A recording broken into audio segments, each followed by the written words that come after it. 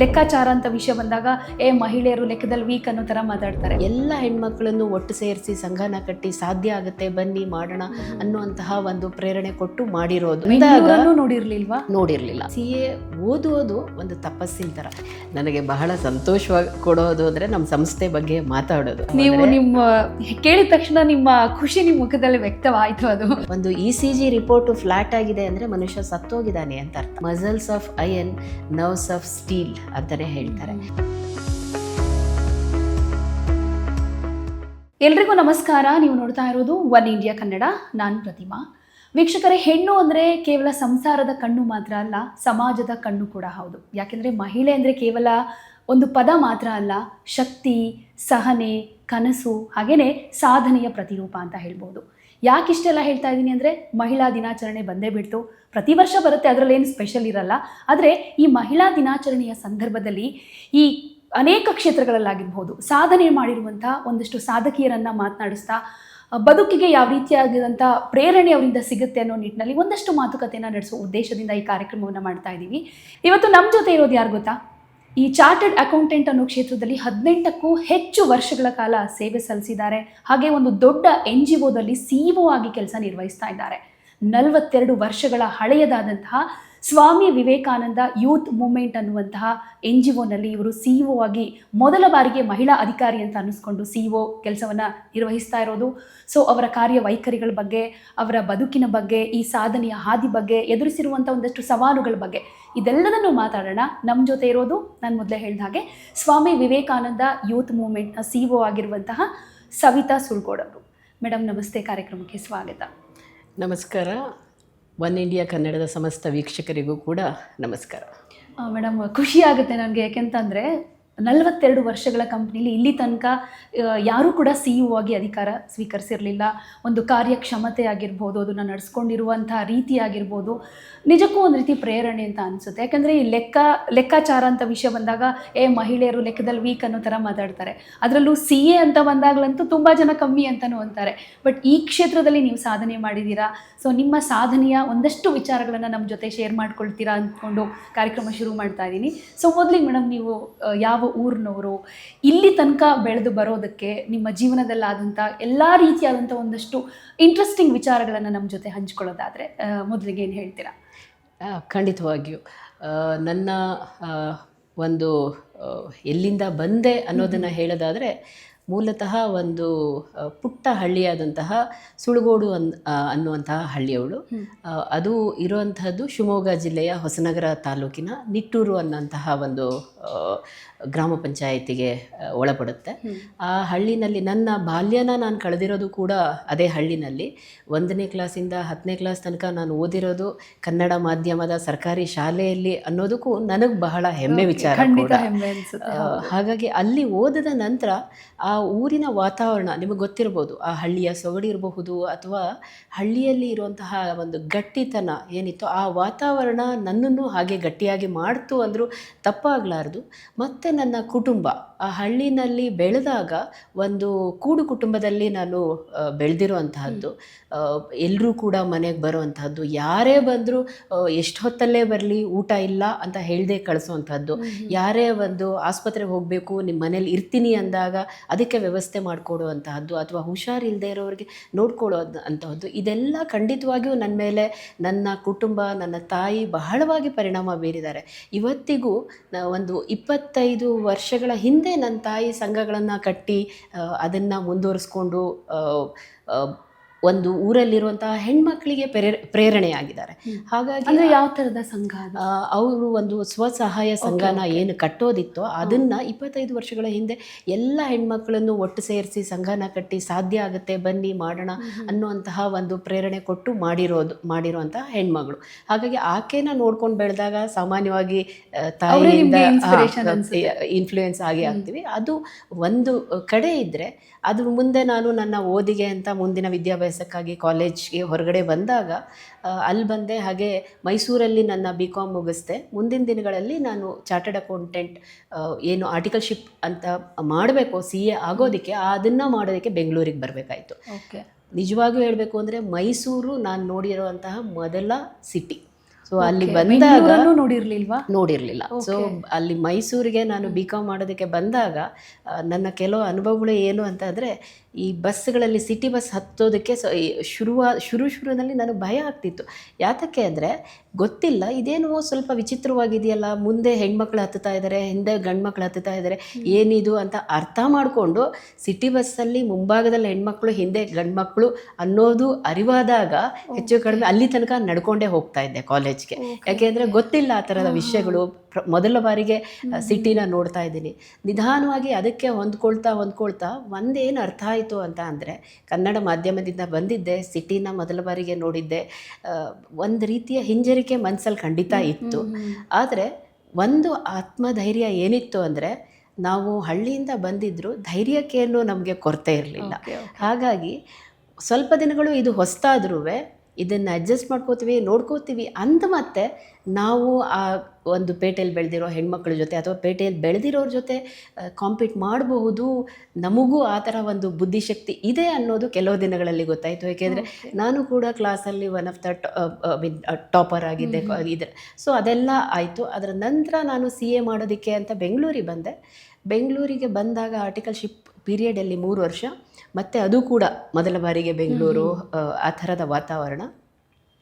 ಅದು 3 ವರ್ಷ ನನಗೊಂದು ಹೊಸ ರೀತಿಯಾದ ಜೀವನನೇ ಕಲಿಸ್ಕೊಡ್ತು ಅಂದರೆ ತಪ್ಪಾಗಲಾರ್ದು. ಯಾಕೆಂದರೆ ಮೊದಲ ದಿನ ನನಗೆ ನನ್ನ CA ಫರ್ಮಲ್ಲಿ ಹೇಳಿದ್ದು, ನಿಮಗೆ ಫೈಲ್ ಕೊಟ್ಟಿದ್ದೀವಿ, ಈ ಜಾಗಕ್ಕೆ ನೀವು ಹೋಗಬೇಕು. ಬೆಂಗಳೂರಿನ ಯಾವ ರೋಡು ಗೊತ್ತಿಲ್ಲ, ಈ ಒಂದು ಸಮುದ್ರದ ಆಕಾರದಲ್ಲಿರುವಂತಹ ಈ ಪ್ರಪಂಚದಲ್ಲಿ ಎಲ್ಲಿ ಹೋಗಬೇಕು, ಹೇಗೆ ಹೋಗಬೇಕು ಗೊತ್ತಿಲ್ಲ, ಸಿಟಿ ಬಸ್ ಹೇಗೆ ಹೋಗುತ್ತೆ ಯಾರೂ ಗೈಡ್ ಮಾಡಿರಲಿಲ್ಲ. ಬಟ್ ಅದನ್ನು ಹುಡುಕೊಂಡು ಎಕ್ಸ್ಪ್ಲೋರ್ ಮಾಡಿಕೊಂಡು ಮುಂದೆ ಬಂದಾಗ ಗೊತ್ತಾಯಿತು, ಓಕೆ ನಾನು ಏನನ್ನೂ ಸಾಧಿಸಬಲ್ಲೆ ಅನ್ನೋದು.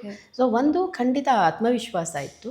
ಅದಾದ ಮತ್ತೆ ನನಗೆ ಈ ಒಂದು CA ಅಂತ ಕ್ವಾಲಿಫೈ ಆದೆ. ಇಟ್ ಈಸ್, ನಿಮಗೆ ಗೊತ್ತಿದೆಯೋ ಇಲ್ವೋ ಗೊತ್ತಿಲ್ಲ, CA ಎಕ್ಸಾಮು ಭಾರತದ ಒಂದು ಅತಿ ಕ್ಲಿಷ್ಟಕರವಾದ ಪರೀಕ್ಷೆಗಳಲ್ಲಿ ಒಂದು ಪರೀಕ್ಷೆ. ಓವರ್ ಆಲ್ ರಿಸಲ್ಟ್ ಎಷ್ಟು ಜನ ಪರೀಕ್ಷೆ ಪಾಸ್ ಮಾಡ್ತಾರೆ ಅಂತ ನೋಡಿದ್ರೆ 2-3% ಜನ ತಗೊಂಡಿರೋದ್ರಲ್ಲಿ ಪರೀಕ್ಷೆ ತಗೊಂಡಿರೋರಲ್ಲಿ ಪಾಸ್ ಆಗ್ತಾರೆ. ಎಷ್ಟೋ ಅಟೆಂಪ್ಟ್ನ ಫೇಸ್ ಮಾಡಬೇಕಾಗಿರುತ್ತೆ. ಸೊ ಆ ರೀತಿಯಲ್ಲಿ ನಾನು ಸ್ವಲ್ಪ ಬೇಗನೆ ಪರೀಕ್ಷೆ ಪಾಸ್ ಮಾಡಿದೆ ಅಂದರೂ ತಪ್ಪಿಲ್ಲ. ಯಾಕೆಂದರೆ ನನ್ನ ಫೈನಲ್ಲೆಲ್ಲ ನಾನು ಅಟೆಂಪ್ಟ್ಗಳನ್ನೇ ತಗೊಳ್ಳದೆ ರೀತಿಯಲ್ಲಿ ಪಾಸ್ ಆದೆ. ಅದಾದಮೇಲೆ ಮತ್ತೆ ಒಂದು ಕಡೆ ನನ್ನ ಹಿಂದೆ ಏನಿತ್ತೋ ಸಾಮಾಜಿಕ ಕೆಲಸಗಳಲ್ಲಿ ನನ್ನನ್ನು ತೊಡಗಿಸ್ಕೋಬೇಕು ಅಂತ ಅದಿತ್ತು. ಹಾಗೆ ಇನ್ನೊಂದು ಕಡೆ ನಾನು CA ಮಾಡಿದ್ದೆ, ಫೈನಾನ್ಸ್ ಅಲ್ಲಿ ಏನಾದರೂ ಮಾಡಬಹುದು ಅನ್ನೋದಿತ್ತು. ಆ ಒಂದು ನಿಟ್ಟಿನಲ್ಲಿ ನಾನೆಲ್ಲ ಆರ್ಟಿಕಲ್ಶಿಪ್ ಮಾಡಿದ್ನೋ ಅಲ್ಲಿ ಈ ಥರ ನಾನು ಯಾವುದಾದ್ರೂ NGO ಸೇರ್ಕೋತೀನಿ, ನಿಮಗೆ ಗೊತ್ತಿದ್ರೆ ರೆಫರ್ ಮಾಡಿ ಅಂದಾಗ, ಅವರು ಸ್ವಾಮಿ ವಿವೇಕಾನಂದ ಯೂತ್ ಮೂವ್ಮೆಂಟ್ ಅನ್ನುವಂತಹ ಒಂದು ಸಂಸ್ಥೆ ಇದೆ, ನೀನೇನಾದರೂ ಒಂದು ಸಮಾಜಮುಖಿ ಕೆಲಸ ಮಾಡ್ತೀಯ ಅಂದರೆ ಇದಕ್ಕಿಂತ ಉತ್ತಮವಾದ ಸಂಸ್ಥೆ ನಿನಗೆ ಇನ್ನೊಂದು ಸಿಗಲಾರದು ಅಂತ ಆಗ Swami Vivekananda youth movement SVYM ಅವರು ಫೈನಾನ್ಸ್ ಡೈರೆಕ್ಟ್ರನ್ನ ಹುಡುಕ್ತಾ ಇದ್ರು. ಸೊ ಆಗ ನಾನು ಫೈನಾನ್ಸ್ ಡೈರೆಕ್ಟರ್ ಆಗಿ ಸೇರಿಕೊಳ್ಳುವಾಗ ನನಗಿದ್ದಿದ್ದು ಒಂದು ಒಳ್ಳೆ ಕೆಲಸ ಮಾಡಬೇಕು ಅಂತ. ಆದರೆ ಇಲ್ಲಿಗೆ ಬಂದಾದಮೇಲೆ ನಮ್ಮ ಈ ಸಂಸ್ಥೆಯ ಫೌಂಡರ್ ಹಾಗೂ ಏನು ಅಡ್ವೈಸರ್ಸ್ ಅಥವಾ ನನ್ನ ಸೀನಿಯರ್ ಕಲೀಗ್ಸ್ ಇದ್ದಾರಲ್ಲ, ಅವರೆಲ್ಲರಿಂದಲೂ ಕೂಡ ವಿವೇಕಾನಂದರು, ರಾಮಕೃಷ್ಣ ಪರಮಹಂಸರು, ಶ್ರೀಮಾತೆ ಶಾರದಾ ದೇವಿ ಅವರ ಒಂದು ಏನು ಮಾಡಿದ್ದಾರೆ, ಅವ್ರ ಜೀವನ ಏನು ಅನ್ನೋದನ್ನು ತಿಳ್ಕೊಂಡಾಗ ಗೊತ್ತಾಯಿತು, ನಿಜವಾಗಿಯೂ ನಾನೇನಾದರೂ ಕೆಲಸ ಮಾಡಬೇಕು ಅಂತಿದ್ರೆ ನಾನು ಇಡೀ ಜೀವನ ಇದಕ್ಕೆ ಮುಡುಪಿಡಬೇಕು ಅಂತ. ಯಾಕೆಂದರೆ ಸ್ವಾಮಿ ವಿವೇಕಾನಂದರು ಅವರ ಇಡೀ ಜೀವನ ದೇಶಕ್ಕಾಗಿ ಮುಡುಪಿಟ್ಟಿದ್ದಾರೆ. ಹಾಗಾಗಿ ಅದನ್ನು ನೋಡಿದಾಗ ಇವಾಗಿನ ನನ್ನ ಏನಾರು ಪ್ರೇರಣೆ ಇದೆ ಅಂತಂದರೆ, ಏನಾದರೂ ಮುನ್ನಡೆಸ್ತಾ ಇದೆ ಇವತ್ತಿಗೂ, ಏನಾದರೂ ಅಡೆತಡೆ ಬಂದರೆ ಏನನ್ನು ನೋಡ್ತೀನಿ ಅಂತ ಅಂದರೆ ನಿಜವಾಗಿಯೂ ಸ್ವಾಮಿ ವಿವೇಕಾನಂದರಾಗಿರ್ಬೋದು, ಶ್ರೀಮಾತೆ ಅವರಾಗಿರ್ಬೋದು, ಅವರ ಒಂದು ಜೀವನನ ನೋಡಿದಾಗ ನಮ್ಮ ಕಷ್ಟಗಳು ಏನೂ ಅಲ್ಲ, ಅಥವಾ ನಮ್ಮ ಕೆಲಸಕ್ಕೆ ಪ್ರೇರಣೆ ಸಿಗುತ್ತೆ ಅಂತ ಹೇಳ್ಬೋದು. ಓಕೆ, ಅಂದರೆ ನೀವು CA ಆಗಲೇಬೇಕು ಅಂತ ಅಂದ್ಕೊಂಡಿದ್ದು ಅದೇ ದಾರಿನ ಫಾಲೋ ಮಾಡಿ ಸಕ್ಸಸ್ ಆಗಿದ್ದ, ಅಥವಾ ಬೇರೆ ಇನ್ನೇನಾದರೂ ಕನಸಿಟ್ಕೊಂಡಿದ್ರಾ? ನಿಜವಾಗಿಯೂ ಹೇಳಬೇಕು ಅಂದರೆ, ನಾನು ಹೇಳ್ದಾಗೆ ಹಳ್ಳಿನಲ್ಲಿ ಬೆಳೆದಿದ್ದು, CAನೋ ಡಾಕ್ಟರೋ ಇಂಜಿನಿಯರೋ ತುಂಬ ಆಪ್ಷನ್ಸ್ಗಳು ನನಗೂ ಗೊತ್ತಿರಲಿಲ್ಲ. ಯಾರೋ ಹೇಳಿದ್ರು CA ಮಾಡಿದ್ರೆ ಒಳ್ಳೆ ಫ್ಯೂಚರ್ ಇದೆ ಅಂತ. ಹಾಗಾಗಿ ಏನು ಮಾಡ್ತೀಯಾ ಅಂತ 10ನೇ ಕ್ಲಾಸ್ ಆದಾಗ ಕೇಳಿದಾಗ ನಾನು ಎಲ್ಲರ ಹತ್ರ ಸಿ ಎ ಮಾಡಿಕೊಂಡು ಮಾಡ್ತೀನಿ ಅಂತ ಹೇಳ್ತಾ ಇದ್ದೆ. ಆದರೆ ಒಂದು ಈ ಪವರ್ ಆಫ್ ಡಿಕ್ಲರೇಷನ್ ಎಷ್ಟು ಇರುತ್ತೆ ಅಂದರೆ, ನಾವು ಯಾರ ಮುಂದೆ ಆದರೂ ಏನಾಗ್ತೀನಿ ಅಂತ ಹೇಳ್ಕೋತೀವಿ, ಅದು ಎಷ್ಟು ಸ್ಟ್ರಾಂಗ್ ಆಗಿ ಅದನ್ನು ಫಾಲೋ ಮಾಡ್ತೀವಿ ಅಂದರೆ, ನಾನು ಆ ಥರದ ಒಂದು ಹಠ ಹಿಡಿದು ಅದರ ಹಿಂದೆ ಹೋಗುವಂತಹ ಹುಡುಗಿ. ಹಾಗಾಗಿ ಸಿ ಎ ಮಾಡ್ತೀನಿ ಅಂತ ಹೇಳಿದ್ದೀನಿ ಅನ್ನೋದಕ್ಕೋಸ್ಕರ ಸಿ ಎ ಮಾಡಿಕೊಂಡು ಮುಂದುವರ್ಕೊಂಡು, ಅದ್ರ ಬಗ್ಗೆ ನಂಗೆ ನಿಜವಾಗಿಯೂ ಏನೂ ಬಹಳ ಗೊತ್ತಿರಲಿಲ್ಲ, ಆದರೆ ಮಾಡಲೇಬೇಕು ಅನ್ನೋ ಹಠ ಆಗ ಬಂದಿತ್ತು. ಓಕೆ, ನೀವು ಮೊದಲೇ ಹೇಳಿದ ಹಾಗೆ ನಮ್ಮ ಭಾರತದ ಮಟ್ಟಿಗೆ ಸಿ ಎ ಅನ್ನೋದು ಎಷ್ಟೊಂದು ಕ್ಲಿಷ್ಟಕರ ಅನ್ನೋದು ಹೌದು. ಎಷ್ಟೋ ಮಂದಿ ಎಷ್ಟೋ ಅಟೆಂಪ್ಟ್ಗಳನ್ನ ಮಾಡ್ತಾರೆ, ಆದ್ರೂ ಒಂದೊಂದ್ಸಲ ಫೇಲ್ಯೂರ್ ಆಗಿ ಇದ್ರ ಸಹವಾಸನೆ ಬೇಡ ಅಂದ್ಬಿಟ್ಟು ಇನ್ನೇನೋ ಕೆಲಸ ಮಾಡೋದಕ್ಕೆ ಶುರು ಮಾಡ್ತಾರೆ. ಬಟ್ ಕಂಪ್ಲೀಟ್ ಆಗಿ ಸಿ ಎ ಆಗಿ ಕಂಪ್ಲೀಟ್ ಮಾಡೋದು ಇದೆಯಲ್ಲ, ಅದನ್ನು ಕಂಟಿನ್ಯೂ ಮಾಡಿಕೊಂಡು ಆ ಒಂದು ಸಿಚುವೇಶನ್ ಬಗ್ಗೆ ಹೇಳೋದಾದರೆ ತುಂಬ ಸವಾಲುಗಳಿರುತ್ತೆ. ಯಾಕೆಂದರೆ ಡೆಡಿಕೇಶನ್ ತುಂಬ ಇರಬೇಕು, ಕಾನ್ಸಂಟ್ರೇಷನ್ ಇರಬೇಕು, ಆ ಕಡೆ ಮನಸ್ಸು ಹೋಗಬಾರ್ದು, ಚಂಚಲ ಆಗಬಾರ್ದು, ಯಾವುದೋ ಎಂಟರ್ಟೈನ್ಮೆಂಟ್ ಅಂದ್ಕೊಂಡು ಹೋಗಬಾರ್ದು, ಕಂಪ್ಲೀಟಾಗಿ ಮುಡಿಪಾಗಿರಬೇಕು ಅಂತ ಹೇಳ್ತಾರೆ. ಸೊ ನಿಮ್ಮ ಆ ದಿನಚರಿಗಳು ಹೇಗಿದ್ವು ಸಿ ಎ ಮಾಡುವಾಗ? ಸಿ ಎ ಮಾಡ್ತಾ ಇದ್ದಾಗ ನಿಜವಾಗಿಯೂ ಒಂದು ಹೇಳಬೇಕು ಅಂದರೆ, ಈಗ ನಾವು ಬೇರೆ ಹೈಯರ್ ಎಜುಕೇಷನ್ BCom MCom ಮಾಡಿದಷ್ಟು ಸುಲಭವಾಗಿ 10 ವರ್ಷದ ಕ್ವೆಶನ್ ಪೇಪರ್ ನೋಡ್ಕೋತೀನಿ, ಎಲ್ಲ ಕ್ವೆಶನ್ಸು ನಾನು ಕರೆಕ್ಟಾಗಿ ಉತ್ತರ ಬರೆಯೋಕ್ಕೆ ಬಂತು ಅಂದರೆ ನಾನು ಸಿ ಎ ಪಾಸ್ ಆಗ್ತೀನಿ. ಆ ಥರದ ಪರೀಕ್ಷೆ ಸಿ ಎ ಪರೀಕ್ಷೆ ಅಲ್ಲ. ಖಂಡಿತವಾಗಿಯೂ ನಿಮಗೆ ಕಾನ್ಸೆಪ್ಚುವಲ್ ಅಂಡರ್ಸ್ಟ್ಯಾಂಡಿಂಗ್ ಅಂತ ಏನಿದೆಯೋ ಅದು ತುಂಬ ಸ್ಟ್ರಾಂಗ್ ಆಗಿರಬೇಕು, ತುಂಬ ಚೆನ್ನಾಗಿ ಅರ್ಥ ಆಗಿರಬೇಕು. ಯಾಕೆ ಅಂದರೆ ನಿತ್ಯ ಜೀವನದಲ್ಲಿ ಏನು ನಡೆಯುತ್ತೋ ಆ ಸಿಚುವೇಶನ್ನನ್ನೇ ಪ್ರಶ್ನೆ ಆಗಿ ಕೊಡ್ತಾರೆ. ಸೊ ಹಾಗೆ ಇನ್ನೊಂದೇನು ಅಂದರೆ, ಸಿ ಎ ಅನ್ನೋದಕ್ಕೆ ಸಿಲೆಬಸ್ ಏನಪ್ಪ ಅಂದರೆ, ಲಾಸ್ಟ್ 6 ಮಂತ್ಸಲ್ಲಿ ಏನಾದರೂ ನಮ್ಮ ಅಮೆಂಡ್ಮೆಂಟ್ ಆಗಿದೆ ಯಾವುದಾದ್ರೂ ಲಾಗೆ, ಅದೆಲ್ಲ ನಮ್ಮ ಸಿಲೆಬಸ್ ಆಗಿರುತ್ತೆ. ಸೊ ಅದು ಯಾವುದಾದ್ರೂ ಹೊಸ ಬಜೆಟ್ ಬಂದರೆ ಅದು 6 ತಿಂಗಳು ಹಳೇದಾಯಿತು ಅಂದರೆ ಅದು ನಮ್ಮ ಸಿಲೆಬಸ್ ಆಗುತ್ತೆ. ಹಾಗಾಗಿ ಇನ್ನೊಂದೇನು ಅಂದರೆ, ಕಲಿಕೆಯಿಂದ ಮಾತ್ರ ಸಿ ಎ ಮಾಡೋದಕ್ಕೆ ಸಾಧ್ಯ. ಈಗೆಲ್ಲ ಕೋಚಿಂಗ್ ಕ್ಲಾಸಸ್ ಬಂದಿದೆ, ಆದರೆ ನಾವು ಓದುವಾಗ ಯಾವ ಕೋಚಿಂಗ್ ಕ್ಲಾಸ್ ಇಲ್ಲ, ಅದಕ್ಕೆ ಯಾವುದು ಕಾಲೇಜ್ ಇರೋದಿಲ್ಲ. ಅದಕ್ಕೆ ನಾವೇನು ಸ್ವಂತವಾಗಿ ಓದ್ತೀವೋ ಅಥವಾ ಈ 3 ವರ್ಷ ಆರ್ಟಿಕಲ್ಶಿಪ್ ನಾವೇನು ಮಾಡ್ತೀವಲ್ಲ, ಅದು ಬಹಳ ಇಂಪಾರ್ಟೆಂಟು. ಏಕೆಂದರೆ ನಾವು ಅಲ್ಲಿ ಪ್ರಾಕ್ಟಿಕಲಿ ಏನು ನೋಡ್ತೀವೋ, ಏನು ಕಲಿತೀವೋ ಅದನ್ನೇ ನಾವು ಇಲ್ಲಿ ಕೂಡ ಅಪ್ಲೈ ಮಾಡಬೇಕಾಗಿದ್ದರಿಂದ, ಒಂದೇನು ಅಂತ ಅಂದರೆ, ಸಿ ಎ ಓದೋದು ಒಂದು ತಪಸ್ಸಿನ ಥರ. ಅದು mostly it is true in every case I believe. So ಈಗ ನೀವು ಆ ರೀತಿಯಾಗಿ ಏನು ಶ್ರದ್ಧೆಯಿಂದ ಆ ಒಂದು ಎಫರ್ಟ್ ಹಾಕಿ ಮಾಡಿದ್ರೆ ಯಾವುದೂ ಸಾಧ್ಯ ಇಲ್ಲ ಅನ್ನೋದು ಯಾವುದೂ ಇಲ್ಲ. ಎಲ್ಲದನ್ನು ಸಾಧನೆ ಮಾಡೋದಕ್ಕೆ ಸಾಧ್ಯ ಇದೆ ಅನ್ನೋದು. ಏಕೆಂದರೆ ನಾನು ಹಳ್ಳಿಯಿಂದ ಬಂದವಳಿಗೇನೆ ಇದು ಸಾಧ್ಯ ಆಗಿದೆ ಅಂದರೆ, ಖಂಡಿತವಾಗಿಯೂ ಎಲ್ರಿಗೂ ಅದು ಸಾಧ್ಯ ಆಗುತ್ತೆ ಅನ್ನೋದ್ರ ಬಗ್ಗೆ ನೋ ಡೌಟ್. ಓಕೆ, ಆಮೇಲೆ ಈಗ ಮ್ಯಾಥಮೆಟಿಕ್ಸಲ್ಲಿ ಸ್ಟ್ರಾಂಗ್ ಇದ್ದರೆ ಮಾತ್ರ ಸಿ ಎ ಮಾಡೋದಕ್ಕಾಗುತ್ತೆ ಅಂತಾರೆ, ಅದು ಹೌದಾ? ಅದು ಖಂಡಿತ ಇಲ್ಲ. ಮ್ಯಾಥಮೆಟಿಕ್ಸಿಗೂ ಸಿ ಎಗೂ ಸಂಬಂಧನೇ ಇಲ್ಲ. ಏಕೆಂದರೆ ಪ್ರತಿ ನಂಬರ್ ಎಲ್ಲ ಮ್ಯಾಥಮೆಟಿಕ್ಸ್ ಆದರೆ, ಸೊ ಆಗ ಅದನ್ನು ನಾವು ಮ್ಯಾಥಮೆಟಿಕ್ಸ್ ಅನ್ನೋದೇ ಇಲ್ಲ. ಸೊ ಖಂಡಿತ ಇಲ್ಲಿ ನಂಬರ್ಸ್ ಇದೆ ಹೌದು, ಆದರೆ ಆ ಥರದ್ದಲ್ಲ. ಮ್ಯಾಥಮೆಟಿಕ್ಸಿಗೂ ಸಿ ಎಗೂ ಸಂಬಂಧ ಇಲ್ಲ. ಓಕೆ, ಇವಾಗ ಆ ಥರದ್ದೊಂದು ಅದೇ 18 ವರ್ಷ ಅದೇ ವೃತ್ತಿಯಲ್ಲಿದ್ರಿ, ಈಗ NGOದಲ್ಲಿ CEO ಆಗಿ ನೀವು ಲೀಡ್ ಮಾಡ್ತಾ ಇದ್ದೀರಾ ಅಂತ ಅಂದರೆ ತುಂಬ ಜವಾಬ್ದಾರಿಗಳಿರುತ್ತೆ. ಈಗ ನಾನು ಮೊದಲೇ ಹೇಳಿದೆ, ಹೆಣ್ಣು ಸಂಸಾರದ ಕಣ್ಣು ಅಂತ. ಜಸ್ಟ್ ಸಂಸಾರ ಮಾತ್ರ ಅಲ್ಲ, ಸಮಾಜಕ್ಕೂ ಕಣ್ಣಾಗಿ ನೀವು ಕೆಲಸ ಮಾಡ್ತಾ ಇದ್ದೀರಾ. ಎಷ್ಟೋ ಸಮಾಜದ ಎಷ್ಟೋ ಹಿಂದುಳಿದವರಿಗಾಗಿರ್ಬೋದು, ಆರೋಗ್ಯ ಕ್ಷೇತ್ರದಲ್ಲಾಗಿರ್ಬೋದು, ಶಿಕ್ಷಣ ಕ್ಷೇತ್ರದಲ್ಲಾಗಿರ್ಬೋದು, ಕೌಶಲಾಭಿವೃದ್ಧಿ ಆಗಿರ್ಬೋದು, ಎಲ್ಲದರ ಕಡೆ ಗಮನ ಕೊಟ್ಟು ಅವರ ಜೀವನದಲ್ಲಿ ಬೆಳಕು ತರೋ ಕೆಲಸವನ್ನು ಮಾಡ್ತಾ ಇದ್ದೀರಾ. ಹೀಗಿರುವಾಗ ನಿಮ್ಮ ಸಂಸಾರಕ್ಕೆ ಯಾವ ರೀತಿ ಕಣ್ಣಾಗಿದ್ದೀರಾ ಅಂತ ನಾನು ಕೇಳೋದಕ್ಕೆ ಒಂದು ರೀತಿ ಇಂಟ್ರೆಸ್ಟಿಂಗ್ ಅನಿಸ್ತಿದೆ. ನಾನು ನಿಮಗೆ ಈ ಮೊದಲೇ ಹೇಳಿದ ಹಾಗೆ, ನಾನು ಈ ಒಂದು ನಾಯಕ ಸ್ಥಾನದಲ್ಲಿ ಮುಂದುವರಿಬೇಕಿದ್ರೆ ನನಗೆ ಬೆನ್ನೆಲುಬಾಗಿ ನಿಂತವರು ಬಹಳ ಜನ. ಅದು ಎಲ್ಲ ನಾಯಕರುಗಳು ಕೂಡ ಆ ಸವಾಲನ್ನು ಎದುರಿಸ್ತಾರೆ ಅನಿಸುತ್ತೆ. SVYM ಕೂಡ ನಾನು ಈಗಾಗಲೇ ಹೇಳಿರೋ ಹಾಗೆ ಮೊದಲ ಮಹಿಳಾ CEO ಆಗಿ ನಾನು ಜವಾಬ್ದಾರಿನ 3 ವರ್ಷದಿಂದ ನಿರ್ವಹಿಸ್ತಾ ಇದ್ದೀನಿ. ಆದರೆ ನನ್ನನ್ನು ಮಹಿಳೆ ಅಂದ ಮಾತ್ರಕ್ಕೆ ನನ್ನನ್ನು ಈ ಒಂದು ಸ್ಥಾನಕ್ಕೆ ಆಯ್ಕೆ ಮಾಡಿಲ್ಲ. ನಮ್ಮ ಗವರ್ನಿಂಗ್ ಬಾಡಿ ಆಗಿರಬಹುದು, ಫೌಂಡರ್ ಆಗಿರ್ಬೋದು, ಇಲ್ಲ ಅಡ್ವೈಸರ್ಸ್ ಆಗಿರ್ಬೋದು, ಅವರು ಬಹಳ ಇದರಲ್ಲಿ ಒಂದು ಕ್ಲಿಯರ್ ಆಗಿದ್ದರು. ಮಹಿಳೆ ಅಂದ ಮಾತ್ರಕ್ಕೆ ಅಲ್ಲ, ಕೆಪಾಸಿಟಿ ಇದೆ ಅನ್ನೋ ಮಾತ್ರಕ್ಕೆ ಅಂತ. ಸ್ವಾಮಿ ವಿವೇಕಾನಂದ ಯೂತ್ ಮೂವ್ಮೆಂಟಲ್ಲಿ ಮಹಿಳೆಯರಿಗೆ ಒಂದು ಉನ್ನತವಾದ ಸ್ಥಾನನ ಕೊಟ್ಟಿದ್ದಾರೆ. ಸ್ವಾಮಿ ವಿವೇಕಾನಂದರು ಒಂದು ಮಾತನ್ನು ಹೇಳ್ತಾರೆ, ಯಾವುದಾದ್ರೂ ಒಂದು ದೇಶನ ಹೇಗಪ್ಪ ಅಳಿಬೇಕು ನೀವು, ಅದು ಮುಂದುವರೆದಿದೆಯೋ ಇಲ್ವೋ ಅಂತ ಅನ್ನೋದನ್ನು ಅಲ್ಲಿ ಮಹಿಳೆಯರನ್ನು ಅವ್ರು ಹೇಗೆ ನೋಡ್ತಾರೆ ಅಂತ ನೋಡಿ ಅಂತ.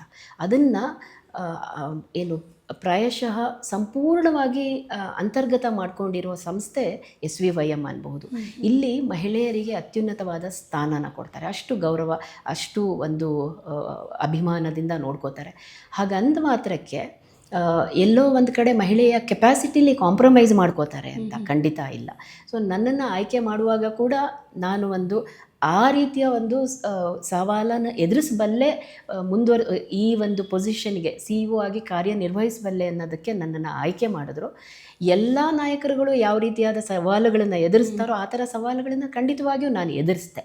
ಇದಕ್ಕೆ ನನಗೆ ನಿಜವಾಗಿಯೂ ಸಪೋರ್ಟ್ ಮಾಡಿರೋರು ನನ್ನ ಎಲ್ಲ ಹಿರಿಯ ನನ್ನ ಸಹೋದ್ಯೋಗಿಗಳಿರಬಹುದು, ಹಾಗೆ ನನ್ನ ಫೌಂಡರ್. ಪ್ರತಿಯೊಬ್ಬ ಒಂದು ಏನು ಕ್ಲಿಷ್ಟಕರವಾದ ಸಿಚುವೇಶನ್ಸ್ ಬಂದಾಗಲೂ ನಾನು ಅವರೆಲ್ಲರ ಗೈಡೆನ್ಸ್ ತೊಗೊಂಡಿದ್ದೀನಿ. ನಮ್ಮ ಫೌಂಡರು, ಅಡ್ವೈಸರ್ಸ್ ಅವರೆಲ್ಲರ ಗೈಡೆನ್ಸನ್ನು ತೊಗೊಂಡಿದ್ದೀನಿ, ತೊಗೋತಲೂ ಇದ್ದೀನಿ ಇವತ್ತಿಗೆ. ಅದೇ ರೀತಿಯಾಗಿ ನೀವು ಕೇಳಿದ ಹಾಗೆ ಕುಟುಂಬದ ಫ್ಯಾಮಿಲಿ ಸಪೋರ್ಟ್ ಬೇಕೇ ಬೇಕು. ಇದಕ್ಕೆ ನನ್ನ ಹಸ್ಬೆಂಡ್ ಮತ್ತು ನನ್ನ ಮಗ ನಿರಂತರವಾಗಿ ನನ್ನ ಬೆಂಬಲಕ್ಕೆ ನಿಂತ್ಕೊಂಡಿದ್ದಾರೆ. ನನಗೆ ತಿಂಗಳಲ್ಲಿ ಹೆಚ್ಚು ಕಡಿಮೆ ಒಂದು 15 ದಿನದಿಂದ ಕೆಲವೊಮ್ಮೊಮ್ಮೆ 20 ದಿನದವರೆಗೂ ಹೋಗುತ್ತೆ. ನಾನು ಬೇರೆ ಬೇರೆ ಸ್ಥಳಗಳಿಗೆ, ನಮ್ಮ ಪ್ರಾಜೆಕ್ಟ್ ನಡೆಯೋ ಜಾಗ ಇರ್ಬೋದು, ಅಥವಾ ನಮಗೆ ಫಂಡ್ ರೈಸಿಂಗಿಗೋಸ್ಕರ ಬೇರೆ ಬೇರೆ ಡೋನರ್ಸ್ನ ಮೀಟ್ ರಾಜ್ಯಾದ್ಯಂತ, ರಾಜ್ಯನ ಹೊರತುಪಡಿಸಿ ಕೆಲವೊಮ್ಮೆ ಡೆಲ್ಲಿ, ಮುಂಬೈ ಈ ಥರದ ಜಾಗಗಳಿಗೆ ಹೋಗಬೇಕಾದ ಸಂದರ್ಭ ಬಂದಾಗ 3 ದಿನ 4 ದಿನ ಅಥವಾ ದಿನ ಪ್ರಯಾಣ ಇದ್ದಾಗಲೂ ನನ್ನ ಕುಟುಂಬದಲ್ಲಿ ಬಹಳ ಇದಕ್ಕೆ ಒಂದು ಸಹಕಾರನ ಕೊಟ್ಟರು ನನಗೆ. ಅವ್ರು ಹೇಳಿದ್ರು, ನಿನಗೆ ಇದೊಂದು ಅವಕಾಶ ಸಿಕ್ಕಿದೆ ಅಂತ ತಿಳ್ಕೊಂಡು ಮಾಡು. ಈಗ ನಿನಗೆ ಆರೋಗ್ಯ ಇದೆ, ಮಾಡುವಂತಹ ಉತ್ಸಾಹ ಇದೆ, ಮಾಡೋಕ್ಕೆ ಕೆಪಾಸಿಟಿ ಇದೆ, ಮುಂದುವರ್ಕೊಂಡು ಮಾಡು. ಇದಕ್ಕೆ ನನ್ನ ಸಹಾಯ ಏನು ಬೇಕೋ ಅದನ್ನು ಮಾಡ್ತೀನಿ ಅಂತ ನನ್ನ ಹಸ್ಬೆಂಡ್ ನಿಂತ್ಕೊಂಡ್ರು. ಹಾಗೆ ನನ್ನ ಮಗ, ನನ್ನ ಓದಿಗೆ ಯಾವಾಗ ಬೇಕಾಗುತ್ತೋ ಆಗ ನೀನು ಸಪೋರ್ಟ್ ತೊಗೋತೀನಿ, ಖಂಡಿತವಾಗಿಯೂ ನಾನು ಅಷ್ಟು ರೆಸ್ಪಾನ್ಸಿಬಲ್ ಸನ್ನಾಗಿ ಬಿಹೇವ್ ಮಾಡ್ತೀನಿ ಅಂತ ಆತ ಜವಾಬ್ದಾರಿನ ತಗೊಂಡ. ನಿಜ ಹೇಳಬೇಕು ಅಂದರೆ ಅವನು 10ನೇ ಕ್ಲಾಸಲ್ಲಿದ್ದಾಗ ನಾನು CEO ಆಗಿ ಜವಾಬ್ದಾರಿನ ವಹಿಸ್ಕೊಂಡಿದ್ದು. ಎಲ್ಲ ಹೆಣ್ಮಕ್ಳು, ಸಾಮಾನ್ಯ ಮಕ್ಕಳು 10ನೇ ಕ್ಲಾಸಿಗೆ ಇಲ್ಲ ಸೆಕೆಂಡ್ PUಗೆ ಬಂದಾಗ ಒಂದು ಸೆಬಾಟಿಕಲ್ ಲೀವ್ ತಗೋತಾರೆ. ಆದರೆ ನನಗೆ ಈಗ ಸ್ವಲ್ಪ ಫೋಕಸ್ ಮಾಡೋಣ.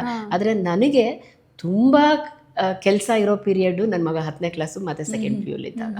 ಆದರೆ ಆತ ಕೂಡ ಎಲ್ಲೋ ಒಂದು ಮಾತು, ನಮ್ಮ ಫೌಂಡರ್ ಡಾಕ್ಟರ್ R. ಬಾಲು ಅವರು ಯಾವಾಗಲೂ ಹೇಳ್ತಿರ್ತಾರೆ, ನೀವು ಎಲ್ಲಿ ತನಕ ಸೆಲ್ಫ್ಲೆಸ್ ಆಗಿ ಕೆಲಸ ಮಾಡ್ತಿರ್ತಾರೋ ಮೇಲ್ಗಡೆ ಇರೋನು ನಮ್ಮ ಕುಟುಂಬನ ನೋಡ್ಕೋತಾನೆ ಅಂತ. ಆ ಮಾತು ಅಕ್ಷರಶಃ ನಿಜ ಆಯಿತು ನನ್ನ ಕೇಸಲ್ಲಿ. ಸೊ ನನ್ನ ಮಗ ಕೂಡ ಚೆನ್ನಾಗಿ ಓದ್ತಾನೆ, ಜವಾಬ್ದಾರಿಯಿಂದ ಅವನ ಕೆಲಸಗಳನ್ನು ನಿಭಾಯಿಸ್ತಾ ಇದ್ದಾನೆ.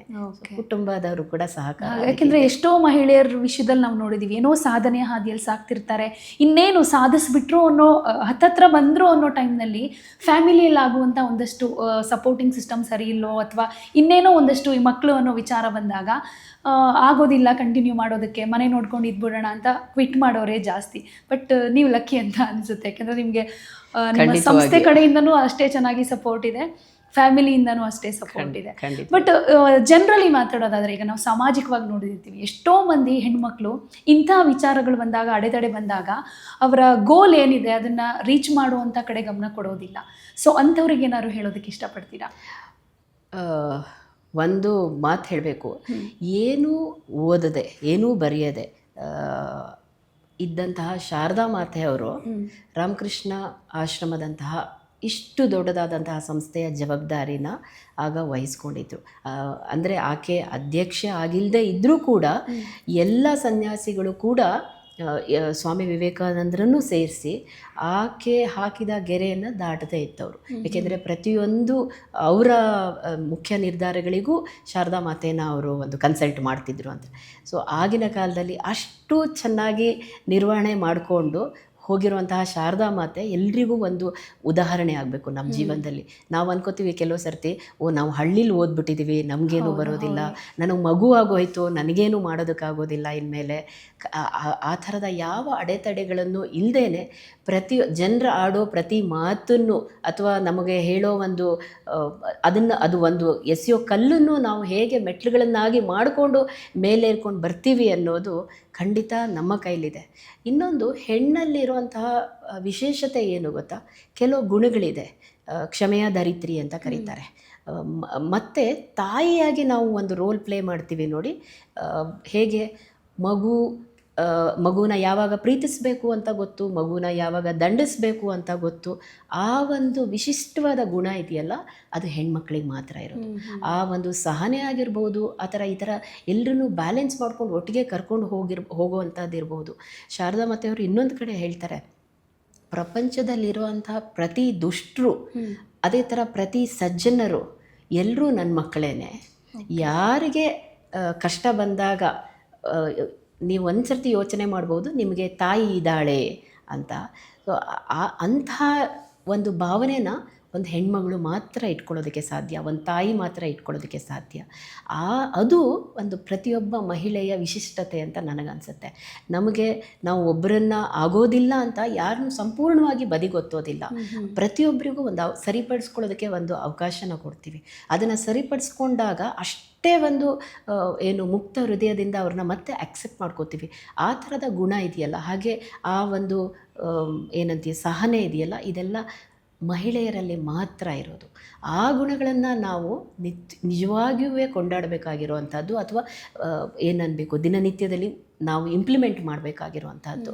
ಅದ್ರ ಬದಲಾಗಿ ನಾವೇನು ಅನ್ಕೋತೀವಿ, ನಾನು ಗಂಡಸಿಗೆ ಸಮಾನ ಅನ್ಕೋತೀವಿ. ಖಂಡಿತ ನಾವು ಗಂಡಸರಿಗೆ ಸಮಾನರಲ್ಲ, ಗಂಡಸರಿಗಿಂತ ಮೇಲಿದ್ದೀವಿ.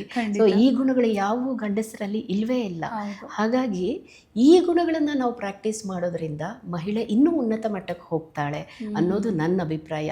ಆದರೆ ಅದ್ರ ಬದಲಾಗಿ ನಮ್ಮ ಕಾಂಪಿಟೇಷನ್ನು ಬರೇ ನಾವು ಗಂಡಸರು ಇರೋ ಥರ ಬಟ್ಟೆ ಹಾಕ್ಕೊಂಡೇ ಇನ್ಯಾವುದೋ ಮಾಡದೆ ಅಲ್ಲ, ಹಾಕ್ಕೊಳ್ಳೋದು ತಪ್ಪಲ್ಲ, ಆದರೆ ಈ ಗುಣಗಳನ್ನು ಮರಿಬಾರ್ದು ಅನ್ನೋದು ನನ್ನ ಭಾವನೆ. ಆಮೇಲೆ ಇಷ್ಟು ದಿನಗಳ ತನಕ ಅಥವಾ ಸ್ವಲ್ಪ ವರ್ಷಗಳ ಹಿಂದಕ್ಕೆ ಹೋದರೆ ಪುರುಷ ಪ್ರಧಾನ ಸಮಾಜ ಅನ್ನೋ ಥರದ್ದೇ ಒಂದು ಟ್ಯಾಗ್ ಲೈನ್ ಇತ್ತು. ಬಟ್ ಇವಾಗ ಆ ಟ್ಯಾಗ್ ಲೈನ್ ಇಲ್ಲ ಅಂತ ಅನಿಸುತ್ತಲ್ಲ. ಪುರುಷ ಪ್ರಧಾನ ಸಮಾಜದಲ್ಲಿ ಮಹಿಳೆಯರಿಗೆ ರಕ್ಷಣೆ ಇಲ್ಲ ಅಥವಾ ಬೆಳೆಯೋದಕ್ಕೆ ಅವಕಾಶ ಇಲ್ಲ ಅನ್ನುವಂಥ ಮಾತುಗಳಿದ್ವು. ಈಗಿನ ದಿನಗಳನ್ನು ನೋಡಿದರೆ ನಿಮ್ಗೆ ಹಾಗೆ ಅನಿಸುತ್ತಾ, ಅಥವಾ ಕಂಪ್ಲೀಟಾಗಿ ನಾವು ಅದನ್ನು ದಾಟಿ ಹೊರಗಡೆ ಬಂದಿದ್ದೀವಿ ಅಂತ ಅನಿಸುತ್ತಾ? ಸಂಪೂರ್ಣವಾಗಿ ದಾಟಿ ಬಂದಿದ್ದೀವಿ ಅಂತ ನನಗನ್ಸಲ್ಲ. ಮುಖ್ಯವಾಗಿ ಭಾರತದಲ್ಲಿ ಇನ್ನೂ ನಾವು ಕೆಲವು ಪ್ರದೇಶಗಳಲ್ಲಿ, ರಾಜಸ್ಥಾನ ಇರ್ಬೋದು ಅಥವಾ ಇನ್ನೂ ರಿಮೋಟೆಸ್ಟ್ ವಿಲೇಜಸಲ್ಲೆಲ್ಲ ಈ ಚಾಲೆಂಜಸ್ ಇದ್ದೇ ಇದೆ. ಆದರೆ ಅದರ ಕಡೆ ದಾಪುಗಾಲು ಹಾಕ್ತಾ ಇದ್ದೀವಿ ಅಂದರೆ ತಪ್ಪಾಗಲಾರ್ದು. ಅದನ್ನು ಪೂರ್ತಿ ಸಾಧನೆ ಮಾಡಿದ್ದೀವಿ ಅನ್ನೋಕ್ಕಾಗೋದಿಲ್ಲ. ಕೆಲವು ಉದಾಹರಣೆಗಳನ್ನು ಹೇಳ್ಬೋದು. ಈಗ ನಮ್ಮ ಸಂಸ್ಥೆಯಲ್ಲಿ ತಗೊಂಡಾಗ ಯಾವುದೇ ಪ್ರಯತ್ನ ಇಲ್ಲದೇನು ನಮ್ಮ ಸಂಸ್ಥೆಯಲ್ಲಿ ಹುಡುಗಿಯರು, ಮಹಿಳೆಯರು ಮತ್ತು ಪುರುಷರ ರೇಷಿಯೋ ನೋಡಿದ್ರೆ ಹೆಚ್ಚು ಕಡಿಮೆ ನಾವು 50-50% ಇದ್ದೀವಿ. ಅಂದರೆ ಇವತ್ತು ಮಹಿಳೆ ಎಲ್ಲ ಕೆಲಸಗಳನ್ನು ಮಾಡಬಲ್ಲಳು ಅನ್ನೋದನ್ನು ಆಕೆ ಸಾಬೀತು ಮಾಡಿ ತೋರಿಸಿದ್ದಾಳೆ. ಕೆಲವು ಕಡೆ ನಾವು ಕೆರಿಯರಲ್ಲಿ ಬ್ರೇಕ್ ತಗೋತೀವಿ, ಹೌದು, ಅವಶ್ಯಕತೆ ಇದೆ. ಆದರೆ ನನ್ನ ಒಂದು ಮಾತೇನು ಅಂದರೆ, ಅವರೆಲ್ಲರೂ ವಾಪಸ್ಸು ಬರಬೇಕು. ಅಥವಾ ಅದನ್ನು ಹೇಗೆ ನಾವು ನನಗಿರುವಂತಹ ಸ್ಕಿಲ್ಲನ್ನು ಇನ್ಯಾವ ರೀತಿಯಲ್ಲಿ ಉಪಯೋಗಿಸ್ತೀನಿ ಅಂತ ನೋಡಿದಾಗ ಪ್ರತಿ ಮಹಿಳೆಗೂ ಸಾಧನೆಗೆ ಅವಕಾಶ ಇದೆ. ನೀವು ಕೂಡ ಒಂದು ಮಹಿಳೆಯಾಗಿ, ನೀವು ಹೇಳಿದ್ರಿ ಮದುವೆ ಆಗಿ 17 ವರ್ಷ ಆಯಿತು, ಬೆಂಗಳೂರಲ್ಲೇ ಇದ್ದೀನಿ, ಪತ್ರಕರ್ತೆಯಾಗಿ ಕೆಲಸ ಮಾಡ್ತಾ ಇದ್ದೀನಿ ಅಂತ. ಈಗ ನೀವು ನಿಮ್ಮ ಕೆಲಸ ನಿಲ್ಲಿಸಿಲ್ಲ, ನಾನು ನನ್ನ ಕೆಲಸ ನಿಲ್ಲಿಸಿಲ್ಲ. ನಮ್ಮ ಆರ್ಗನೈಸೇಷನ್ನಲ್ಲಿರೋ ಹೆಚ್ಚು ಕಡಿಮೆ 450 ಹೆಣ್ಮಕ್ಳು ಅವ್ರ ಕೆಲಸನ ಮಾಡ್ತಿದ್ದಾರೆ. ಅದರಲ್ಲೂ ಹಳ್ಳಿನಲ್ಲಿ ಮಕ್ಕಳನ್ನು ಅವ್ರ ಮನೇಲಿ ಬಿಟ್ಟು, ಅತ್ತೆ ಹತ್ರ ಬಿಟ್ಟು, ಅಥವಾ ಕೆಲವರೆಲ್ಲ ಪಕ್ಕದ ಮನೆಯಲ್ಲಿ ಒಂದು ವ್ಯವಸ್ಥೆನ ಮಾಡಿ, ನಮ್ಮಲ್ಲಿ ಕೆಲಸಗಳು ನಿಮಗೆ ಗೊತ್ತು, NGOನಲ್ಲಿ ನಾವು ಸಮುದಾಯದಲ್ಲೇ ಕೆಲಸನ ಮಾಡುವಂಥದ್ದು. ಸಮುದಾಯಕ್ಕೆ ಹೋಗಿ ಕೆಲಸನ ಮಾಡ್ತಾರೆ, ಅಷ್ಟು ಓಡಾಟಗಳನ್ನು ಮಾಡ್ತಾರೆ. ಅಂದರೆ ಪ್ರತಿಯೊಂದು ಮಹಿಳೆಯು ಕೂಡ ಸಬಲೆ, ಅಷ್ಟು ಸಮರ್ಥಳು ಅಂತ ನನ್ನ ಭಾವನೆ. ಆಮೇಲೆ ಇನ್ನೊಂದು ಮಾತಿದೆ ಮೇಡಮ್, ಈಗ ನೀವು ಹೇಳಿದ್ರಿ ಸಾಮಾಜಿಕ ಕ್ಷೇತ್ರದಲ್ಲಿ ಈ ಮಟ್ಟಕ್ಕೆ ಹೆಸರು ಮಾಡೋದು ತಮಾಷೆ ಅಲ್ವೇ ಅಲ್ಲ, ಅಷ್ಟು ತುಂಬ ಗಂಭೀರವಾದಂಥ ವಿಚಾರ. ಆದರೆ ಎಲ್ಲೋ ಒಂದು ಕಡೆ ಹೇಳ್ತಾರೆ ಹೆಣ್ಣಿಗೆ ಹೆಣ್ಣೇ ಶತ್ರು ಅಂತ ಒಂದು ಮಾತಿದೆ. ಆಮೇಲೆ ಸಮಾಜದಲ್ಲಿ ಒಂದು ಹೆಣ್ಣು ಬೆಳೀತಾ ಇದ್ದಾಳೆ ಅಂತ ಅಂದರೆ ಅದನ್ನು ನೋಡೋ ದೃಷ್ಟಿಕೋನ ಮಾತ್ರ ಇನ್ನೂ ಬದಲಾಗೇ ಇಲ್ಲ. ನಿಮಗೆ ಅದರದ್ದು ಅನುಭವ ಆಗಿರಬಹುದು. ನೀವು ಇಷ್ಟು ದಿನಗಳ ಕಾಲ ಇಂಥ ಒಂದು ಕ್ಷೇತ್ರದಲ್ಲಿ ಇಷ್ಟೊಂದು ಹೆಸರು ಮಾಡಿ ಸಾಧನೆ ಮಾಡ್ತಾ ಇದ್ದೀರಾ ಅಂತ ಅಂದರೆ ಒಂದಷ್ಟು ಅಡೆತಡೆಗಳು ಅಂತ ಬಂದಾಗ ಆ ಥರದ ಎಕ್ಸ್ಪೀರಿಯನ್ಸ್ಗಳನ್ನ ಏನಾದರೂ ಫೇಸ್ ಮಾಡಿದ್ದೀರಾ ನೀವು? ಅಡೆತಡೆಗಳು ಅನ್ನೋದಕ್ಕಿಂತ ನನಗೆ ಈಗ ನಮಗೆ ಚಾಲೆಂಜಸ್ ಖಂಡಿತ ಬರುತ್ತೆ. ಆದರೆ ಅದನ್ನು ಹೇಗೆ ಸ್ವೀಕಾರ ಮಾಡ್ತೀವಿ ಅನ್ನೋದ್ರ ಬಗ್ಗೆ ನಾವು ನೋಡಬೇಕಾಗತ್ತೆ. ನನ್ನ ಪ್ರಕಾರ ಪ್ರತಿಯೊಂದು ಅಡೆತಡೆಗಳನ್ನು ಕೂಡ ಒಂದು ಸವಾಲಾಗಿ ತಗೊಂಡಾಗ ಅದಕ್ಕೆ ಒಂದು ಅಂದರೆ ಇಟ್ ಈಸ್ ಫನ್. ಹೇಗೆ ಸಾಲ್ವ್ ಮಾಡ್ತೀನಿ, it is very challenging at the same time it is fun. So ಅದನ್ನು ಮಾಡಿದಾಗ ಬರೋ ಖುಷಿ ಇದೆಯಲ್ಲ, ಸೊ ಅದು ಬಹಳ ಸಂತೋಷ ಅಂತಲೂ ಅನಿಸುತ್ತೆ. ಇಷ್ಟೊಂದು ಹಾಗಾಗಿ ಅಡೆತಡೆಗಳು ಸಾಮಾನ್ಯ. ಇಲ್ಲ ಅಂತಂದರೆ ಈಗ ನಿಮಗೆ ಗೊತ್ತು, ಒಂದು ECG ರಿಪೋರ್ಟು ಫ್ಲ್ಯಾಟ್ ಆಗಿದೆ ಅಂದರೆ ಮನುಷ್ಯ ಸತ್ತೋಗಿದ್ದಾನೆ ಅಂತ ಅರ್ಥ. ಸೊ ಅದರಲ್ಲಿ ಸ್ವಲ್ಪ ಏರುಪೇರು ಇರಲೇಬೇಕು. ಆ ಥರ ಬಂದೇ ಬರುತ್ತೆ ಪ್ರತಿಯೊಬ್ಬರ ಜೀವನದಲ್ಲೂ. ಹಾಗಾಗಿ ನನ್ನ ಪ್ರಕಾರ ಹಾಗಿದ್ದಾಗ ಮಾತ್ರ ಜೀವನಕ್ಕೊಂದು ಅರ್ಥ ಅನ್ನೋದು. ಏನೂ ಇಲ್ಲದೆ ಒಂದೇ ಫ್ಲೋನಲ್ಲಿ ಹೋದರೆ ಅದ್ರದ್ದು ಎಕ್ಸ್ಪೀರಿಯನ್ಸ್ ಒಂದು ಖುಷಿನೂ ಸಿಗೋದಿಲ್ಲ. ಯಾಕೆಂದರೆ ಏನಾದರೂ ಅಚೀವ್ ಮಾಡಿದಾಗಲೇ ಖುಷಿ ಸಿಗೋದು. ಸೊ ಹಾಗಾಗಿ ಸವಾಲುಗಳು ಬರುತ್ತೆ, ಬಂದಾಗಲೇ ಕಲಿಕೆನೂ ಆಗುತ್ತೆ. ಸೊ ಕಲಿಕೆಗೆ ಸವಾಲುಗಳೇ ಮುಖ್ಯವಾದ ಒಂದು ಕಾರಣ ಅಂತ ನನ್ನ ಅನಿಸಿಕೆ. Okay, super. ಆಮೇಲೆ ಮೇಡಮ್, ನಿಮ್ಮ ಈ ಆರ್ಗನೈಸೇಷನ್ ಬಗ್ಗೆ ಹೇಳೋದಾದರೆ, ಸ್ವಾಮಿ ವಿವೇಕಾನಂದ ಯೂತ್ ಮೂವ್ಮೆಂಟ್ ಮೊದಲೇ ಹೇಳಿದ್ರಿ 42 ವರ್ಷದಿಂದ ನಡ್ಕೊಂಡು ಬರ್ತಾ ಇದೆ ಅಂತ. ಈ ಸಂಸ್ಥೆ ಬಗ್ಗೆ ಹೇಳೋದಾದರೆ ಏನು ಹೇಳ್ತೀರಾ? ಸಂಸ್ಥೆ ಶುರುವಾಗಿದ್ದು ಹೇಗೆ, ಇಲ್ಲಿವರೆಗೂ ಬೆಳ್ಕೊಂಡು ಸಕ್ಸಸ್ಫುಲ್ ಜರ್ನಿ ಹಾಗೆ ಕಂಟಿನ್ಯೂ ಆಗ್ತಾ ಇದೆಯಲ್ಲ, ಇದ್ರ ಬಗ್ಗೆ ಹೇಳೋದಾದರೆ? ಓಕೆ, ನನಗೆ ಬಹಳ ಸಂತೋಷವಾಗಿ ಕೊಡೋದು ಅಂದರೆ ನಮ್ಮ ಸಂಸ್ಥೆ ಬಗ್ಗೆ ಮಾತಾಡೋದು. ಅದಕ್ಕೆ ನನಗೆ ಯಾವತ್ತೂ ಒಂದು ಸುಸ್ತು ಅಂತ ಆಗೋದೇ ಇಲ್ಲ. ಆದರೂ ನಮ್ಮ ಸಂಸ್ಥೆ ಬಗ್ಗೆ ಮಾತಾಡ್ತಾ ನೀವು ನಿಮ್ಮ ಕೇಳಿದ ತಕ್ಷಣ ನಿಮ್ಮ ಖುಷಿ ನಿಮ್ಮ ಮುಖದಲ್ಲಿ ವ್ಯಕ್ತವಾಯಿತು, ಅದು ನೀವು ಹೇಳ್ಕೊಳ್ಳೋ ಟೈಮ್ನಲ್ಲೇ. ಈ ಸಂಸ್ಥೆ 1984ನೇ ಇಸ್ವಿನಲ್ಲಿ ಶುರುವಾಗಿರುವಂಥದ್ದು. ಸಂಸ್ಥೆಯ ಸಂಸ್ಥಾಪಕರು ಡಾಕ್ಟರ್ R ಬಾಲಸುಬ್ರಹ್ಮಣ್ಯಂ ಅಂತ. ಅವರು ಮೆಡಿಕಲ್ ಮಾಡ್ತಾ ಇದ್ದಾಗ, ಮೈಸೂರು ಮೆಡಿಕಲ್ ಕಾಲೇಜಲ್ಲಿ MBBS ಓದ್ತಾ ಇದ್ದಾಗ, ಅವರ 18-19ನೇ ವಯಸ್ಸಲ್ಲಿ ಈ ಸಂಸ್ಥೆನ ಶುರು ಮಾಡಿದ್ರು. ಅವರುಗಳು ಎದುರಿಸಿದ ಸವಾಲು, ಅವರು ಮತ್ತು ಆ ಸಮಯದಲ್ಲಿ ಇದ್ದಂತಹ ಅವ್ರ ಜೊತೆಲಿದ್ದಂತಹ ಅವರ ಗೆಳೆಯರು, ಅವರು ಕೂಡ ಎಲ್ಲರೂ ಸಂಸ್ಥೆಯಲ್ಲಿ ಮೊದಲ ದಿನದಿಂದಲೇ ಇದ್ದಾರೆ. ಅವರು ಎದುರಿಸಿದಂತಹ ಸವಾಲುಗಳು ಬಹಳ ಹೆಚ್ಚು ಅಂತ ಹೇಳ್ಬೋದು. ಏಕೆಂದರೆ ಅವರು ಗಿರಿಜನರ ಇರುವಂತಹ ಜಾಗನ ಆಯ್ಕೆ ಮಾಡಿಕೊಂಡ್ರು, ಅಲ್ಲಿ ಕೆಲಸ ಮಾಡ್ತೀವಿ ಅಂತ ಹೋದರು. ಅದು ಕಾಡಂಚಿನ ಪ್ರದೇಶ, ವನ್ಯ ಮೃಗಗಳಿದ್ವು, ಅದಕ್ಕೊಂದು ಟ್ರಾನ್ಸ್ಪೋರ್ಟೇಷನ್ ವ್ಯವಸ್ಥೆ ಇರಲಿಲ್ಲ. ಬಹಳ ಕಷ್ಟಗಳನ್ನು ಅನುಭವಿಸಿ ಈ ಸಂಸ್ಥೆಗೆ ಒಂದು ಏನನ್ನಬೇಕು, ಸ್ಟ್ರಾಂಗ್ ಆದ ಫೌಂಡೇಶನ್, ತಳಪಾಯನ ಹಾಕಿದ್ದಾರೆ ಇವತ್ತು, ಅಂದರೂ ತಪ್ಪಾಗಲಾರದು. ಸೊ ಅಲ್ಲಿಂದ ಶುರುವಾದ ಸಂಸ್ಥೆ. ಶುರುವಿನಲ್ಲಿ ನಾವು ಆರೋಗ್ಯ ಕ್ಷೇತ್ರದಲ್ಲಿ ಕೆಲಸ ಮಾಡ್ತಾಯಿದ್ವಿ. ನಂತರ ನಿಧಾನವಾಗಿ ಶಿಕ್ಷಣ ಕ್ಷೇತ್ರದಲ್ಲಿ ಮಾಡೋದಕ್ಕೆ ಶುರು ಮಾಡಿದ್ವಿ. ಹಾಗೆ ಆರ್ಥಿಕ ಮತ್ತು ಸಾಮಾಜಿಕ ಸಬಲೀಕರಣ ಕ್ಷೇತ್ರದಲ್ಲಿ ಕಾಲಿಟ್ವಿ. ಇವತ್ತಿಗೆ ಈ ಆಡು ಮುಟ್ಟದ ಸೊಪ್ಪಿಲ್ಲ ಅನ್ನೋ ರೀತಿ SVYM ಕೆಲಸ ಮಾಡದೇ ಇರೋ ಕ್ಷೇತ್ರ ಇಲ್ಲ ಅಂತ ಹೇಳ್ಬೋದು. ಆರೋಗ್ಯ ಕ್ಷೇತ್ರದಲ್ಲಿ ತಗೊಂಡ್ರೆ ನಾವು ಈ ಯೂನಿವರ್ಸಲ್ ಹೆಲ್ತ್ ಕವರೇಜ್ ಅಂತ ಏನು ಹೇಳ್ತೀವೋ ಆ ನಿಟ್ಟಿನಲ್ಲಿ preventive, promotive, curative, rehabilitative, palliative ಅಂದರೆ ಎಲ್ಲ ಹಂತದಲ್ಲೂ ನಾವು ನಮ್ಮ ಈ ಕ್ಷೇತ್ರದಲ್ಲಿ ಕೆಲಸ ಮಾಡ್ತಾ ಇದ್ದೀವಿ. ಅದೇ ರೀತಿ ಶಿಕ್ಷಣ ಕ್ಷೇತ್ರಕ್ಕೆ ಬಂದಾಗ ಮಗುವಿನ ಒಂದು ಸರ್ವಾಂಗೀಣ ಅಭಿವೃದ್ಧಿ ಅಂತ ಹೇಳ್ತೀವಿ, ಹೋಲಿಸ್ಟಿಕ್ ಡೆವಲಪ್ಮೆಂಟ್ ಅಂತ ಏನು ಹೇಳ್ಬೋದು. ಅರ್ಲಿ ಚೈಲ್ಡ್ಹುಡ್ ಎಜುಕೇಷನ್, ಮಗುವಿನ ಒಂದು ಬೆಳವಣಿಗೆ ಅಲ್ಲಿ ಆಗೋದಕ್ಕೆ ಶುರುವಾಗುತ್ತೆ. ಅಲ್ಲಿಂದ ಶುರು ಮಾಡಿ ಹೈಯರ್ ಎಜುಕೇಷನ್ ತನಕ ಎಲ್ಲ ಒಂದು ಶಿಕ್ಷಣನೂ ನಾವು ಕವರ್ ಮಾಡ್ತಾ ಇದ್ದೀವಿ. ಅದರಲ್ಲಿ ಹೆಣ್ಮಕ್ಳು ಇರಬಹುದು, ಮುಖ್ಯವಾಗಿ ಹೆಣ್ಮಕ್ಳಿಗೆ ಇದರಲ್ಲಿ ಪ್ರಿಫರೆನ್ಸ್ ಕೊಡ್ತೀವಿ ಅಂದರೂ ತಪ್ಪಾಗಲಾರದು. ಎಲ್ಲಿ ಗ್ರಾಮೀಣ ಭಾಗದ ಹೆಣ್ಮಕ್ಳು ಯಾರು ಸೈನ್ಸ್ ಎಜುಕೇಷನನ್ನು ತಗೊಳ್ಳೋದಕ್ಕೆ ತುಂಬ ಕಷ್ಟಪಡ್ತಾ ಇರ್ತಾರೋ, ಮಾಡೋದಕ್ಕೆ ನಮಗೆ ಕಾಸ್ಟಿಗಾಗಲ್ಲ, ಅಥವಾ ಹೆಣ್ಮಕ್ಳನ್ನ ಹೊರಗಡೆ ಕಳಿಸಲ್ಲ. ಇವತ್ತಿಗೂ ಕೂಡ ಉತ್ತರ ಕರ್ನಾಟಕ ಭಾಗದಲ್ಲಿ ಹೆಣ್ಮಕ್ಳನ್ನು ನಾವು ಹಳ್ಳೀಲಿ ನೋಡಿದ್ರೆ ಹೊರಗಡೆ ಕಳಿಸೋದಿಲ್ಲ ಓದೋದಕ್ಕೆ. ಗಂಡ್ಮಗ ಹೆಣ್ಮಗಳು ಇದ್ದಾಗ ಯಾರಿಗೆ ಓದಿಗೆ ಪ್ರಿಫರೆನ್ಸು ಅಂದರೆ ಮಗಂಗೇನೆ ಪ್ರಿಫರೆನ್ಸ್ ಕೊಡ್ತಾರೆ. ಆ ರೀತಿಯಲ್ಲಿ ನಾವು ಅದಕ್ಕೋಸ್ಕರ ಸೈನ್ಸ್ ಎಜುಕೇಷನ್ ಅಂದರೆ ಸ್ವಲ್ಪ ಎಕ್ಸ್ಪೆನ್ಸಿವು ಅನ್ನೋದಿದೆ. ಹಾಗಾಗಿ ನಾವು ಹೆಣ್ಮಕ್ಳಿಗೆ ಪ್ರಿಫರೆನ್ಸ್ ಕೊಟ್ಟು ಅವ್ರಿಗೆ ಓದಿಸೋ ಅಂಥದ್ದು, ಅವ್ರಿಗೆ ಹೈಯರ್ ಎಜುಕೇಷನ್ ಮಾಡಿಸೋದು, PU ಎಜುಕೇಷನ್ ಮಾಡಿಸೋದು ಅಂತಹದ್ದು ಮಾಡ್ತೀವಿ. ಸ್ಕಿಲ್ಲಿಂಗಿಗೆ ಬಂದಾಗ ಮತ್ತೆ ಒಂದು ಆರ್ಥಿಕವಾಗಿ ಸಬಲೀಕರಣ ಮಾಡ್ತೀವಿ, ಅವ್ರನ್ನ ಸಾಮಾಜಿಕವಾಗಿಯೂ ಸಬಲೀಕರಣ ಮಾಡ್ತೀವಿ. ಸೊ ಮಹಿಳೆಯರಿಗೆ ಉದ್ಯೋಗ ಮಾಡೋದಕ್ಕೆ ಬೇಕಾದಂತಹ ಕೌಶಲ್ಯಗಳನ್ನು ಕೊಡುವಂಥದ್ದು. ಇವತ್ತು ನೀವು ನಮ್ಮ ಗಿರಿಜನರು ಇರುವಂತಹ HD ಕೋಟೆ ಭಾಗಕ್ಕೆ ಬಂದರೆ ಸಿರಿಧಾನ್ಯಗಳನ್ನು ಹೆಣ್ಮಕ್ಳು ರೈತರು ಬೆಳೀತಾರೆ. ಆ ಸಿರಿಧಾನ್ಯಗಳನ್ನು ತಗೊಂಡು ನಮ್ಮಲ್ಲಿ ಹೆಣ್ಮಕ್ಳೇ ಮಾಡಿರುವಂತಹ ಒಂದು ಮಿಲೆಟ್ ಕ್ಯಾಂಟೀನ್ ಇದೆ. ಅಲ್ಲಿ 60ಕ್ಕೂ ಹೆಚ್ಚು ರೆಸಿಪಿಗಳನ್ನು ಉಪಯೋಗಿಸ್ಕೊಂಡು ಆ ಹೆಣ್ಮಕ್ಳು ಅಲ್ಲಿ ಆ ಭಾಗದ ಒಂದು ಜನರು ಬರುವಂತಹ ಕ್ಯಾಂಟೀನಿಗೆ ಬರುವಂತಹ ಜನರಿಗೆ ಊಟನ ಬಡಿಸ್ತಾರೆ. ಅದರಲ್ಲೂ ಮಾಡ್ತಿರುವಂಥದ್ದು ಜೇನುಕುರುಬ ಹೆಣ್ಮಕ್ಳು. ಹಾಗೆಯೇ ಅದೇ ಜೇನುಕುರುಬ ಹೆಣ್ಮಕ್ಳು ಇವತ್ತು ಈ ರಾಗಿ, ಚಕ್ಲಿ, ಬೇರೆ ಬೇರೆ ಪೌಡರ್ಗಳು, ಮಗುಗೆ, ಬಾಣಂತಿಗೆ ಆ ಥರದ್ದು, ಹಾಗೆ ಚಿಕ್ಕಿ ಈ ಥರದ್ದು, ಇನ್ನೊಂದು ಕಡೆ ಹ್ಯಾಂಡ್ಲೂಮು, ಕೋಲ್ಡ್ ಪ್ರೆಸ್ಡ್ ಆಯಿಲ್ ಈ ಥರ. ಹಾಗಾಗಿ ಬೇರೆ ಬೇರೆ ವಿಭಾಗಗಳಲ್ಲಿ ಹೆಣ್ಮಕ್ಳುಗಳನ್ನು ನಾವು ಹೇಗೆ ಸಬಲರಾಗಿ ಮಾಡಬಹುದು ಆ ಥರ ಕೆಲಸಗಳನ್ನು ಮಾಡ್ತಾ ಇದ್ದೀವಿ. ಅದು ಇನ್ನೊಂದು ಕಾರ್ಯಕ್ಷೇತ್ರ. ಒಟ್ಟಾರೆಯಾಗಿ ಹೇಳಬೇಕು ಅಂದರೆ ನಾವು ಒಂದು ಕರ್ನಾಟಕದ ಎಲ್ಲ 31 ಜಿಲ್ಲೆಗಳಲ್ಲಿ ಕೆಲಸ ಮಾಡ್ತಿದ್ದೀವಿ.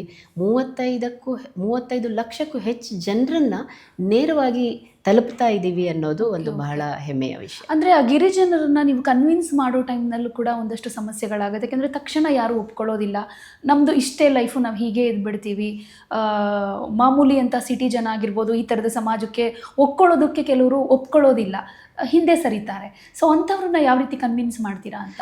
ಇದರಲ್ಲಿ ನನ್ನ ಕೇಳಿದ್ರೆ 2 ಥರ ಇದೆ. ಮುಖ್ಯವಾಗಿ ಗಿರಿಜನರಲ್ಲಿ ಜೇನು ಕುರುಬರಿದ್ದಾರಲ್ಲ, ಅವರು ಬಹಳ ನಾಚಿಕೆ ಸ್ವಭಾವದವರು. ಅವರು ಅವರ ಗಿರಿಜನರಲ್ಲಿ ತುಂಬ ಹಿಂದುಳಿದಿರೋಂಥ, ಪರ್ಟಿಕ್ಯುಲರ್ಲಿ ವಲ್ನರಬಲ್ ಟ್ರೈಬಲ್ ಗ್ರೂಪ್ ಅಂತ ಏನು ಕರೀತಾರೋ ಆ ಒಂದು ಕೆಟಗರಿಗೆ ಸೇರಿರುವಂಥವ್ರು.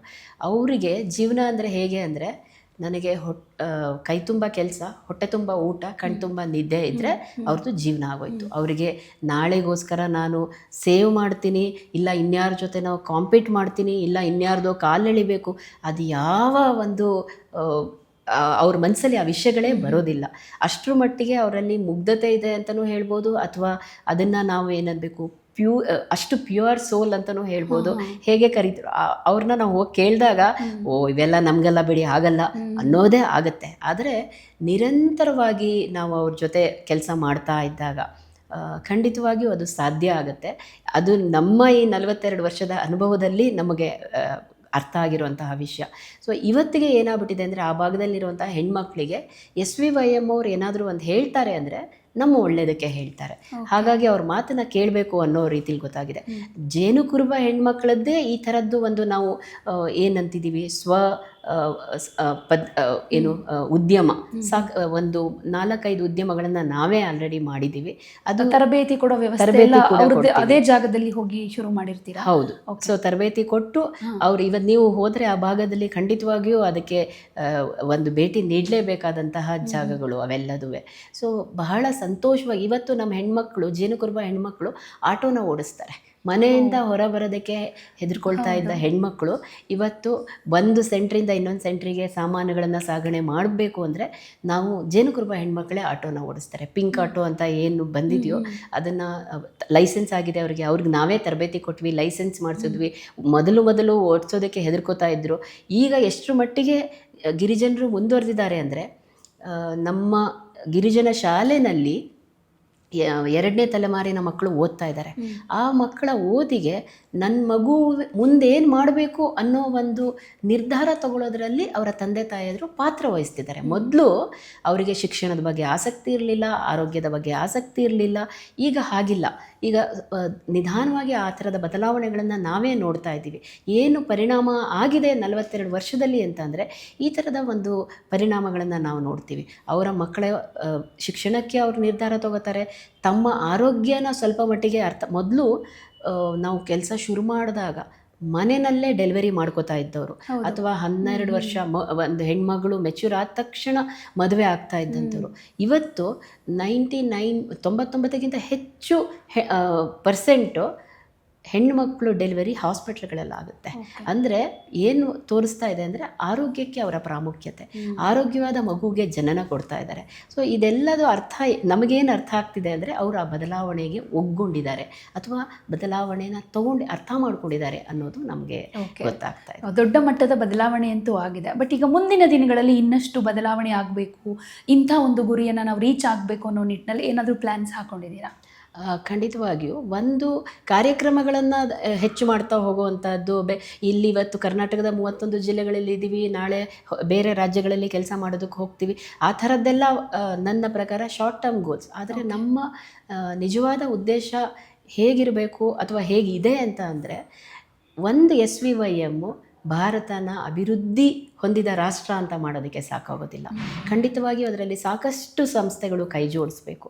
ಅಂತಹ ಒಂದು ಸಂಸ್ಥೆಗಳನ್ನು ಅಥವಾ ಅವರ ಸಾಮರ್ಥ್ಯನ ಹೆಚ್ಚುವಂತಹ ಕೆಲಸ, ಅಂಥದಕ್ಕೆ ನಾವೇನು ಮಾಡಬಹುದು ಅನ್ನೋವಂತಹ ಕೆಲಸಗಳನ್ನು ಮುಂದಿನ ದಿನಗಳಲ್ಲಿ ಯೋಜನೆ ಹಾಕ್ಕೊಳ್ತೀವಿ. ಈಗಾಗಲೇ ಶುರು ಮಾಡಿದ್ದೀವಿ ಕೂಡ.